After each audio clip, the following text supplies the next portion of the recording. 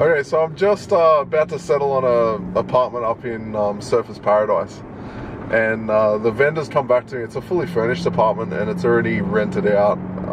The current tenants are in lease and they're extending the lease. So the vendor's come to me and said, 10 grand in furniture, we want the 10 grand payment. And I said to Nathan, I had a look at all the furniture and I'm like, it's not worth more than like 2 grand. So I actually offered them 2 grand for it. And I said to Nathan, I gave him the whole scenario and he's like, what I said is, why do you want to have furniture in your property for, right? At the end of the day, the tenant is in a lease. The owner cannot go and remove the tenant's furniture. yeah. So Mitch said, yeah, but what about the owner coming back after the property is settled and the tenant moves out? And what did I say to you? That's trespassing, mate. Yeah. So the reality of it is that you've got a property that's furnished. The owner is coming back because they stuffed up. They wanted to go and get more money from you. They're asking you to pay for it. You don't even want the furniture. The furniture, if someone said to me, here's a property that's furnished, by that type of property, there's a brand of property, I'd throw it out. You have to pay to put it in the fucking skip bin. Yeah. But, you know, on this occasion... And also you were saying, how long does it take to normally rent a furnished apartment? Oh, a furnished property over an unfurnished one, like depending on your marketplace, this ain't a holiday property, this is a residential sort of property that you'd live in. But these things here, like they can take 6 weeks instead of 2 days sort of thing to rent out. So it's more of an issue because people normally have some level of furniture and if they don't, they're generally a gypsy. So, you know. Slippery gypsy. A slippery gypsy, right? Which is really interesting because when I lived in the States, I didn't have a lot of furniture because obviously I wasn't American. Yeah. And it was much easier for me to rent furnished places, and it's really common in the States for 50% of the market to be furnished. Not only that, people will sell their house fully furnished. They actually list it, the full decorated. Because they can't even give away the furniture. No one fucking wants it. The reality of it is that like if you maybe had a unit in Bondi, right, which you know you've got some people flying in from the UK because that's what it seems to be full of over there in Bondi, Yeah. right? And they don't have their furniture, sure. But this is like a residential area. You're going to get like a young couple or whatever. Like they're not going to want someone's 15-year-old IKEA furniture. They're going to want to throw out the couch or they want to throw out the TV. Or the bed with the red stains on it. Oh, I don't even want to go there, mate. But, you know. Alright, so let me ask, we've pretty much answered that question. Let me ask, what is the funniest story that you can think of that you're allowed to share of a vendor trying to pull some kind of swanky deal last second to try and get a bit of extra cash out of you? I don't know. I'm normally the buyer that pulls the swanky deals on them, right? So I'm sure you've got some funny stories though. The funniest one though is that I'm a pretty sort of, you know, I've had, get out of my way. They're in the middle of an intersection of a freeway and a car sitting here trying to pull on a red light. Yeah, that's silly. What a gentleman.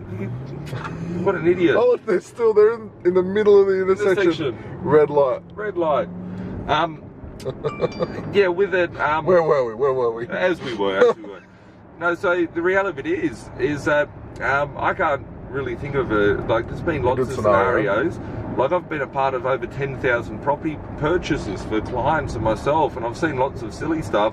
But probably the best one that I've pulled is this is on the other end. This is on the other end. But you know, that's why I'm a buyer's agent. I represent, you know, the buyers and help them get the best deal, and sometimes it's not even about money, it's about terms. And I've got this property that's down in Nowra, and it was a townhouse, and I found like a little glitch in their contract, and I bought the property. I negotiated the property over 2.5 years to mess around with the owner of the property, and I had a 3-year settlement on it. So let me just get this correct, right? Nowra is I don't know how far away it is. It's like an hour and a half out of Sydney, 2 hours out of Sydney, something like that. Well, it's like an hour from from Wollongong, which Wollongong's like 2 hours. So it's about... No, it'd be 2 hours. It'd be 2 hours from Sydney. And this property, so people say you can't buy properties in, you know, the current market for cheap. This property's a 2-bedroom townhouse villa thing.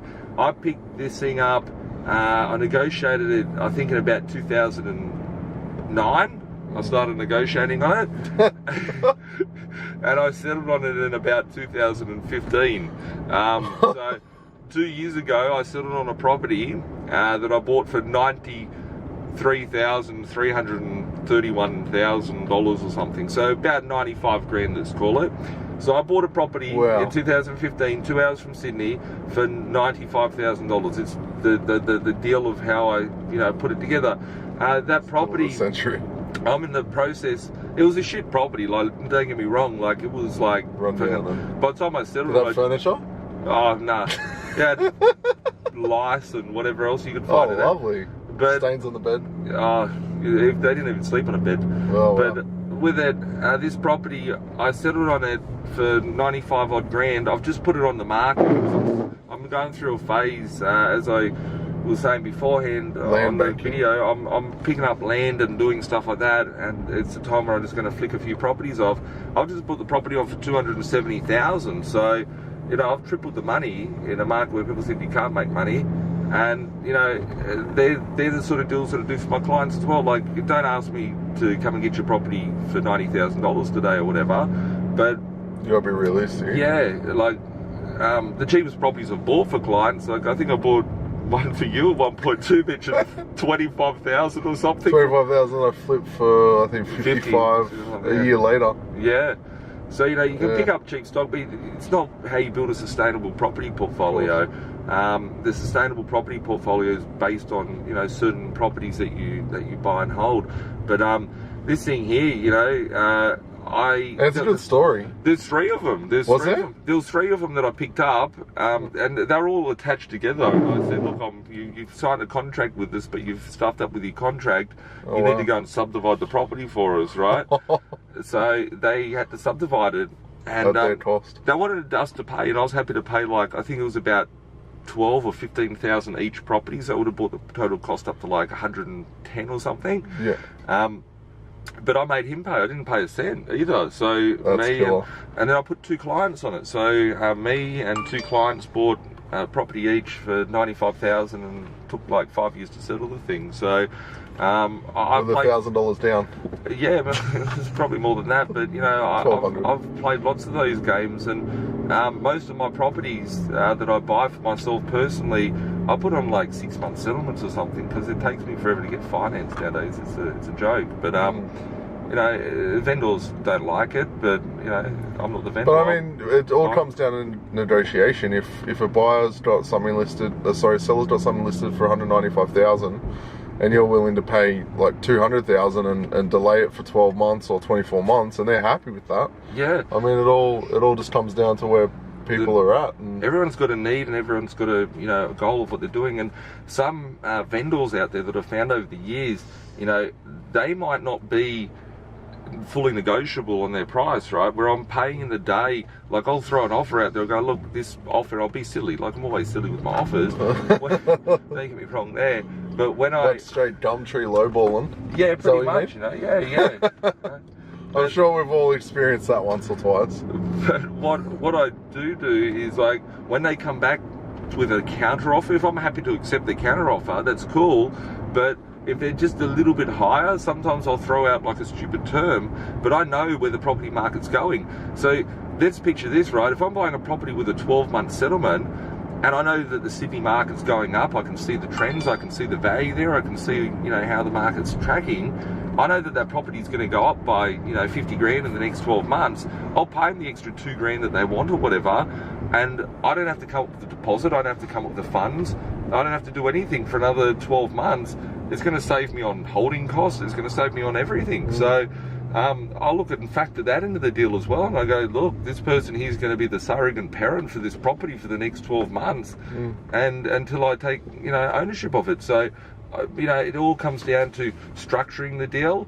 You might be a first home buyer out there trying to get in your first deal. You want to crack in the market today, and you don't want to be paying a price of next 12 months or 24 months.